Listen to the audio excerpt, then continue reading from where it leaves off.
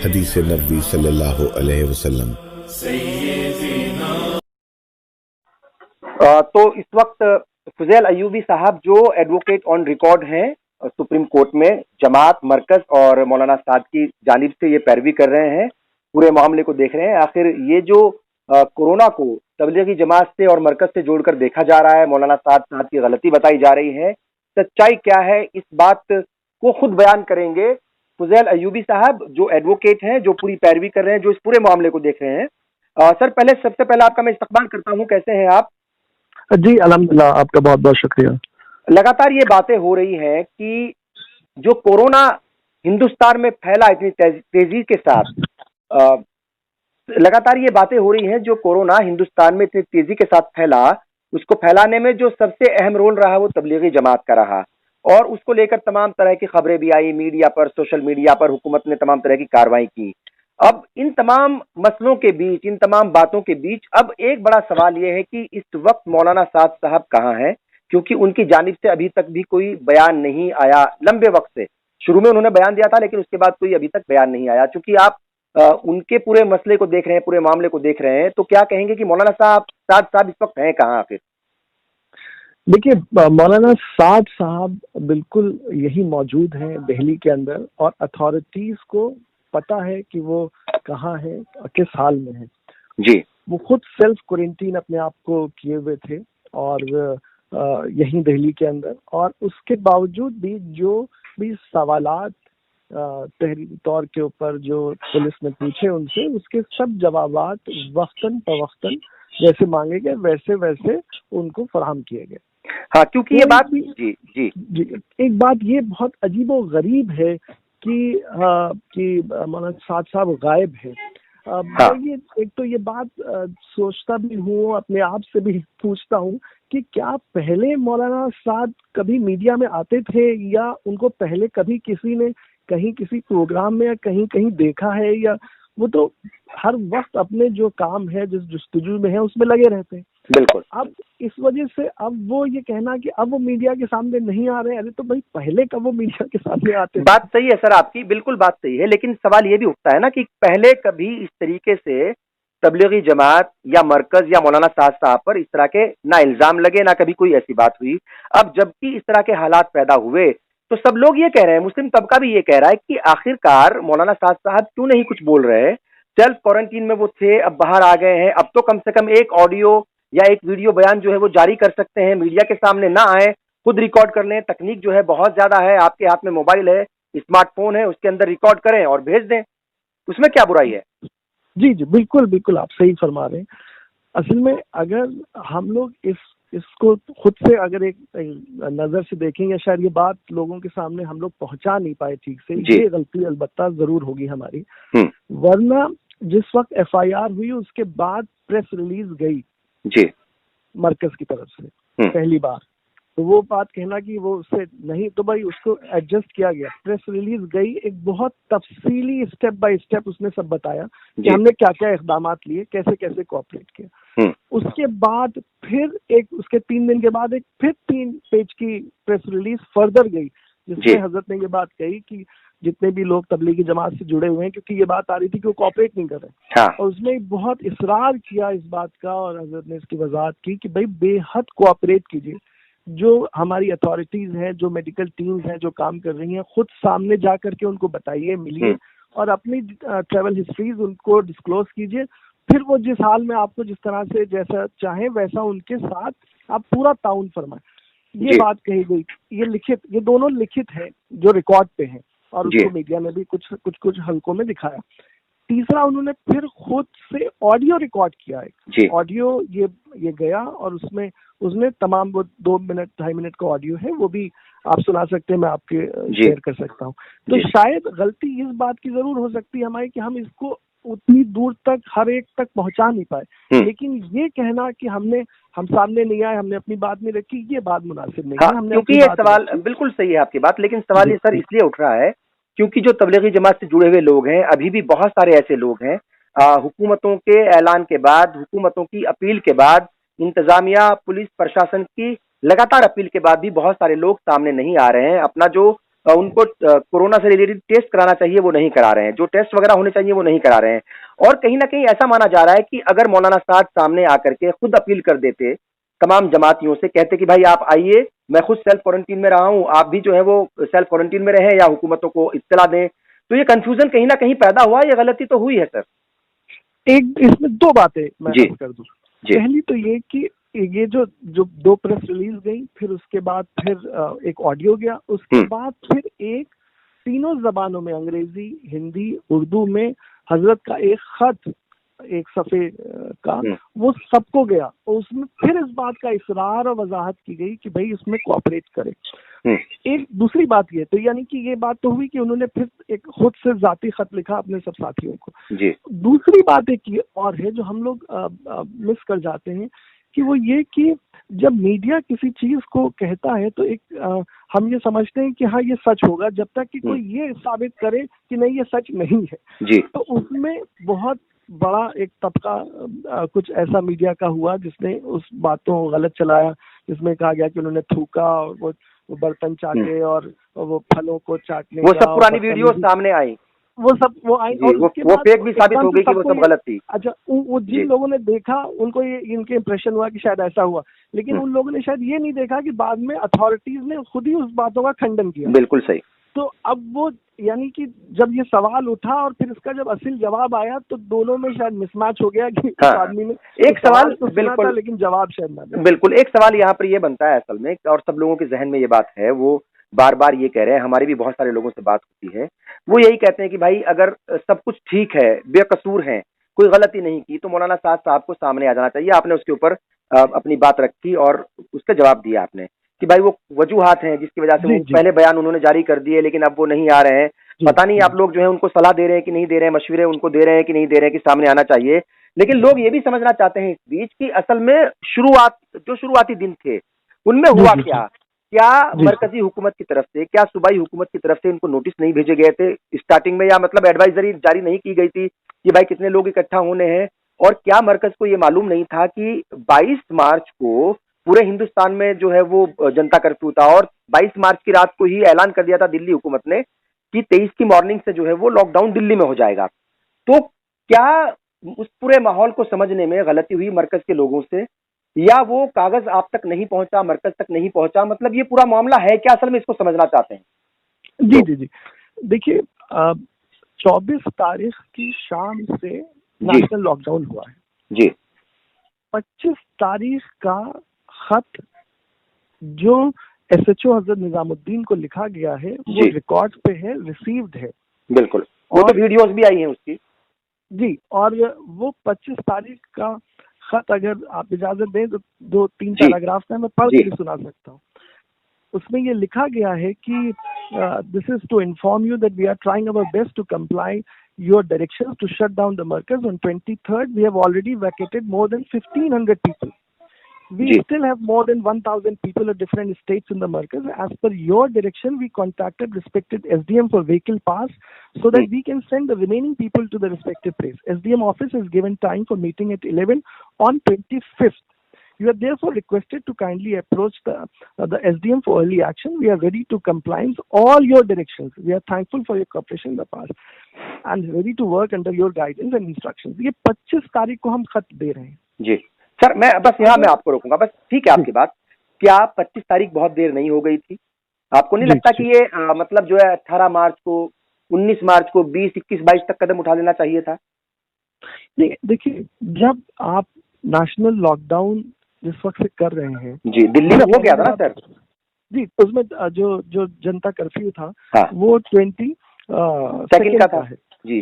21st को आप ये देखिए कि जो लोग ऑलरेडी आ चुके हैं देखिए, उनको किसी ने, मरकज ने उनको खुद नहीं बुलाया मार्च में, वो ऑलरेडी पहुंचे हुए मौजूद हैं। 21 तारीख को ट्रेनें बंद हो जाती हैं शाम में, 22 को जनता कर्फ्यू हो जाता है इतवार के रोज, 23 को हम ये बात कह रहे हैं इस खत के अंदर कि 23 तारीख को मंडे को और ट्यूसडे को हमने 1,500 लोगों को, जहां जहां के थे, जो दिल्ली के हैं वो तो वहां होंगे नहीं नेचुरली, लेकिन दिल्ली के जो बाहर के हैं उनको हमने बाहर, और 1,500 लोगों को वहां से हटा दिया, खुद से इवैक्यूएट किया। ये हम रिकॉर्ड के ऊपर है 23-24 में।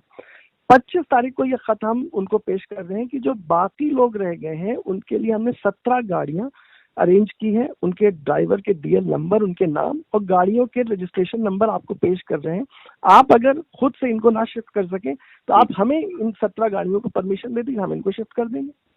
मैं एक चीज जानना चाह रहा हूँ आपसे, क्योंकि ये सवाल मैंने कल किन्हीं और साहब से भी किया था कि जिस तरीके से हमने देखा उत्तर प्रदेश में कई जगह जो है कुछ लोग फंसे हुए थे, वैष्णो देवी फंसे हुए थे, दूसरी जगहों पर फंसे हुए थे, तो हुकूमतों ने अपने लेवल पर उन लोगों को निकालने की कोशिश की, बसेस भेजी। अभी देखा हमने अभी 2 दिन पहले ही कोटा में बसेस भेजी गई यूपी की तरफ से, यूपी हुकूमत की तरफ से। तो क्या मरकज को हुकूमतों ने, चाहे वो सूबाई हुकूमत हो दिल्ली की, चाहे वो मरकज की हुकूमत हो, दोनों हुकूमत ने या फिर इंतजामिया ने बहुत हल्के में लिया, सोचा कि चलिए हो जाएगा, चला जाएगा, हो जाएगा मामला ऐसे ही? मतलब ये सवाल का जवाब तो वो दोनों हुकूमतें देंगी, लेकिन मैं एज अ फरीक एक फरियादी ये जरूर कह रहा हूँ कि मैंने ये फरियाद लगा दी थी। जी। उस फरियादी की फरियाद पे उन्होंने क्या किया ये वो सवाल का जवाब देंगे और वो सबके सामने भी है। अच्छा, हम तो यहाँ तक इसके इकदाम कर रहे थे कि हम अपने रिसोर्सेज से, वो लिस्ट है 17 गाड़ियों की जी, जो 25 तारीख को दी गई कि रजिस्ट्रेशन नंबर और डीएल के साथ ड्राइवर, कि अगर आप इजाजत दे दें तो ये इस तरह से हो जाए, लेकिन वो नहीं हुआ। फिर 25, 26, 27, 28, 29 और हत्ता कि 31 को आके उन्होंने कहा कि साहब ये तो आपने बहुत, जबकि एसडीएम साहब रोज आ रहे थे, एफआईआर में ये बात लिखी है 26 से ऑनवर्ड एसडीएम साहब हमारे यहाँ मरकज रोज आ रहे थे। किसी ने ये बात हमसे नहीं कही है कि हमने कोऑपरेट नहीं किया। अरे भाई जिस तरह का आप कोऑपरेशन चाह रहे थे हम दे रहे थे, जिस तरह का हम आपसे कोऑपरेशन या आपसे सूझबूझ या आपसे चाहते थे कि आप वो इक़दाम लें, वो आपने लिए नहीं लिए, ये आप अपने आप से पूछें। बिल्कुल। एक सवाल सर यहाँ पर बिल्कुल सही है, बहुत तमाम बातें हैं जिनके ऊपर जो है आप अपनी बात रख रहे हैं, और अब हम अखबारों के जरिए और जो है वो टेलीविजन के जरिए खबरें हमारे सामने आ रही हैं ऐसी कि पुलिस ने बहुत सारे केसेस में जो है वो इनके खिलाफ एफआईआर दर्ज कर ली है। तो क्या आपके पास वो खबर है, या मतलब क्या रिपोर्ट आपके पास, क्या नोटिस पहुंचे, कितने नोटिस पहुंचे पुलिस की तरफ से, और किन किन धाराओं के तहत जो है वो अब वो मामला जो है या मुकदमे दर्ज किए गए हैं? जी, जो 31 मार्च को एक एफआईआर दर्ज की गई है, हालांकि उसकी एफआईआर की कॉपी हम लोग को फराहम नहीं की गई है। अभी भी जो हम लोग ने अभी लेटेस्ट एक खत लिखा है 2 दिन पहले, वो भी बाई चांस कैसे मीडिया में आ गया, उसमें भी हम लोग ने कहा कि भाई आप एफआईआर की कॉपी तो हमें अता फरमाएं, क्योंकि जो सोशल मीडिया के ऊपर हर चीज मिल जा रही है, सोशल मीडिया पे एफआईआर की कॉपी अवेलेबल है, और सोशल मीडिया के ऊपर वो जो सवालात हमसे पूछे गए 91 सीआरपीसी में वो भी अवेलेबल हो गए। तो शायद ये अभी कर्म है कि अभी हमारे जो जवाबात गए वो सोशल मीडिया पे नहीं है। तो खैर, तो जो इन्होंने जो एफआईआर की है उसके अंदर जो सेक्शंस लगाए हैं वो एपिडेमिक एक्ट के हैं और डिजास्टर मैनेजमेंट एक्ट के हैं और कुछ आईपीसी के हैं। वो इस नोयत के हैं कि हमने लापरवाही की जानबूझ।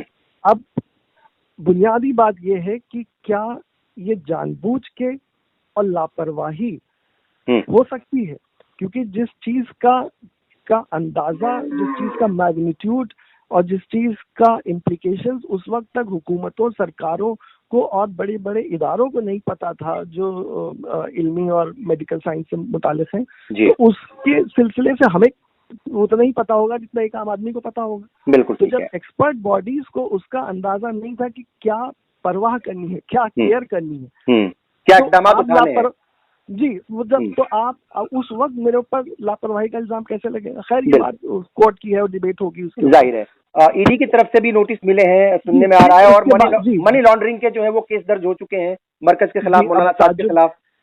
अब वो ये भी मीडिया से 3-4 दिन पहले ये बात आने शुरू हो गई कि 304 लगाई गई आईपीसी की। आप खुदा जाने 304 कैसे, किस कानून के एतबार से लग सकती है इसके अंदर, ये तो हिंदुस्तान भर के कानून के जानने वाले भी कोई भी जवाब दे सकता है कि 304 इसमें कैसे बन सकती है। मैं उनका वकील हूँ, मैं तो कहूंगा कि साहब नहीं बन सकती, लेकिन आप किसी और से भी पूछेगा तो वो आपको सही जवाब दे देगा। ठीक, बिल्कुल।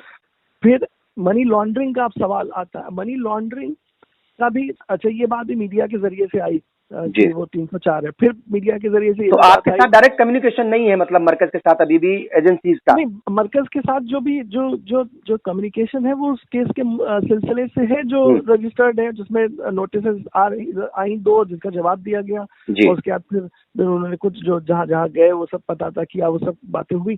लेकिन जो ये मनी लॉन्ड्रिंग है इसका या 304 का हम लोग के पास अभी कोई डॉक्यूमेंट या कम्युनिकेशन नहीं आया है। ये सवाल भी उठ रहा है लगातार लोगों के जहन में कि मरकज जो है वो कब तक फंक्शनल हो जाएगा, अभी उसकी पोजीशन क्या है, क्या लोगों को, मतलब ऐसा लग रहा है, अब ऐसे सवाल जो है वो जहनों में लोगों के तैर रहे हैं कि जमात जो है वो अपना काम करेगी कि नहीं करेगी, मरकज जो है वो खुलेगा कि नहीं खुलेगा, अभी मरकज की क्या पोजीशन है?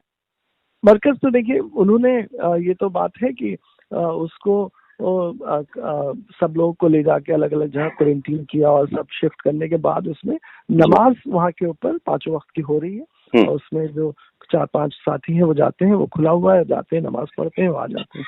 और मेरे ख्याल से जो लॉकडाउन का पीरियड अभी तो हिंदुस्तान भर की तमाम सारी मसाजिद और हर जगह ही एक तरह की वो रोक है, और उसके बाद मेरे ख्याल से जब हालात ठीक होंगे, क्योंकि ये भी खबरें आई थी कि एमसीडी ने कुछ नोटिस भेजे हैं, इलीगल कंस्ट्रक्शन भी हुआ है, उसको तोड़ने की बात है, तो अभी कोई नोटिस ऐसा नहीं मिला। अभी कोई नोटिस नहीं। अभी मुकदमा जो है वो असल में मीडिया में चल रहा है और मीडिया ही में हमें सजा मिल रही है। अच्छा, मीडिया में ही मुकदमा है, मीडिया में ही बहस है और वहीं से फैसले सुनाए जा रहे हैं।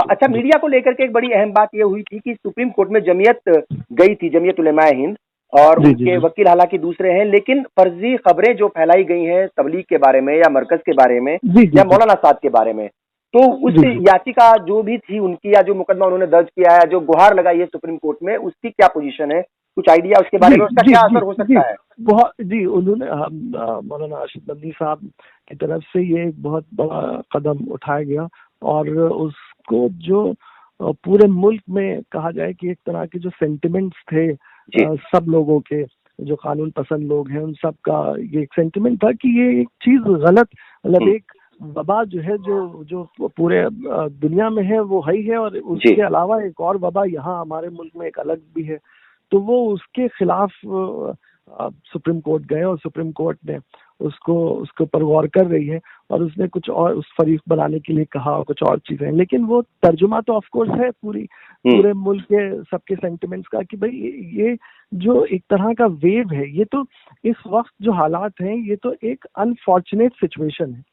उस अनफॉर्चुनेट सिचुएशन में कुछ लोग लेस अनफॉर्चुनेट हैं, कुछ मोर अनफॉर्चुनेट है, लेकिन everybody is unfortunate in this situation. तो अब कोई किसी के ऊपर कैसे इल्जाम तराशी कर सकता है कि साहब ये जो है ये जिम्मेदार है और ये जिम्मेदार नहीं है? अरे जिसको आप जिम्मेदार कह रहे हैं वो खुद एक पेशेंट है, एक मरीज है, उसके घर वाले सबसे पहले उससे असरअंदोज होंगे, उसके दोस्त अहबाब असरअंदोज होंगे, फिर कोई असर, तो कोई क्यों किसी के ऊपर इस तरह का इल्जाम लगा रहा है, ये समझ से बाहर बात है। अच्छा, एक चीज और है सर यहाँ पे कि अभी तक लोग ये जानना चाहते हैं कि कितने जमात से जुड़े हुए लोगों को क्वारंटीन किया जा चुका है या किया जा रहा है, और क्या कुछ ऐसी खबरें हैं आपके पास कि जमात से जुड़े हुए पर्टिकुलर जमात के लोग जो है उनको, कितने लोगों को कोरोना हुआ, कुछ इस तरह की खबरें आपके पास है या कोई ऐसा आंकड़ा है आपके पास? जी, एक मतलब ये खबरें तो सब जगह आ रही हैं, मतलब सारी अथॉरिटीज भी शेयर कर रही हैं, फिर बाद में शायद कुछ इंटरनेशनल अथॉरिटीज और नेशनल अथॉरिटीज ने इस बात को कहा, और फिर वो डेटा जो है वो थोड़ा सा न्यूट्रल किया गया, अदरवाइज उसमें खास नाम लेकर के कहा जा रहा था। उसमें ये बात तो कोई बता ही नहीं रहा है कि भाई इतने लोग पॉजिटिव हो रहे हैं, आप ये तो बताइए कितने लोग नेगेटिव भी तो हो रहे हैं। ये बताइए। बिल्कुल ठीक। आप मान लीजिए आपने फकत एक दिल्ली में, मान लीजिए मिसाल के तौर के ऊपर अगर हिंदुस्तान में 100 स्कूल हैं, तो आपने सिर्फ एक स्कूल को उठाया, उसके 100 के 100% बच्चों का टेस्ट कर दिया, और उसको आपने कहा कि भाई इसमें से जो है वो 10-20% जो है वो फेल हो गए हैं, बाकी 70-80% पास है। आपने सिर्फ एक ही स्कूल को उठाया, सिर्फ उसके जो बच्चे फेल हुए हैं वही बता रहे हैं आप। आप बाकी हिंदुस्तान भर के सारे स्कूल को भी तो आप चेक कीजिए। मतलब आप लोगों के साथ छेड़खानी की जा रही है, आप लोगों के साथ भी जो है वो छेड़खानी की जा रही है, आप ये कह रहे हैं? नहीं, मैं सिर्फ ये कह रहा हूँ कि आप अगर सबको 100% टेस्ट कीजिएगा तो जो फिगर शायद रिफ्लेक्ट हो रही है वही फिगर किसी के साथ भी रिफ्लेक्ट होगी। बिल्कुल। एक आखिरी सवाल मेरा ये है कि ये जो पूरा मसला है, ये जो पूरा मुद्दा है या ये जो विवाद है, ये कब तक खत्म हो जाएगा? मरकज से जुड़ा हुआ, मौलाना साद से जुड़ा हुआ और जमातियों से जुड़ा हुआ, और क्या हम ये उम्मीद करें कि जल्द ही मौलाना साद का कोई बयान आएगा सब लोगों के सामने? जी देखिए, जैसे ही ये हालात इतने इस तरह के हुए और 25 तारीख के बाद से जब पूरे मुल्क में लॉकडाउन हुआ, उसके बाद सिलसिलेवार तौर के ऊपर 2 प्रेस रिलीजेस, एक ऑडियो और एक खत ऑलरेडी मौलाना साद का आ चुका है, जिसमें चारों में ये बात कही गई है अलग अलग वक्त में कि सब लोग कोऑपरेट करें। पूरा ध्यान और फोकस इस वक्त जो इतनी बड़ी जंग चल रही है इस वायरस की पूरी आलम इंसानियत के खिलाफ, उसमें हर मुमकिन ताउन करें हुकूमत का, हर अथॉरिटी का, ताकि हम इस जंग में जीत सकें। ये जंग कॉमन जंग है, हर किसी की, हर हिंदुस्तानी की, हर शहरी की है, बेशक। और उसमें हमारा मुकदमा और हर चीजें वो बात ही है, छोटी हैं, वो बाद में देखी जाएंगी। लेकिन अभी हम सब एक साथ, एक सुई के साथ इसकी तरफ फोकस करके इस बला से निकल सके, टल सके ये और आगे बढ़ सके। और जो कानून के एतबार से जो कुछ भी स्टेप्स लिए जाएंगे, उसका स्टेप वाइज जो कानून में जवाब देने का इख्तियारात हैं वो किए जाएंगे, वो सारे के सारे इक़दाम। और हमें उम्मीद है कि सच का सच और झूठ का झूठ सब सामने आ जाएगा इंशाल्लाह। बहुत बहुत शुक्रिया फुज़ैल अय्यूबी साहब। मुझे लगता है कि बहुत सारी बातें हैं आम लोगों के जहनों में, बहुत सारे सवालात हैं आम लोगों के जहनों में, और ज्यादातर सवालों के जवाब आपकी तरफ से मिल गए होंगे। बहुत बहुत शुक्रिया सर, बहुत बहुत शुक्रिया आपका, बहुत बहुत।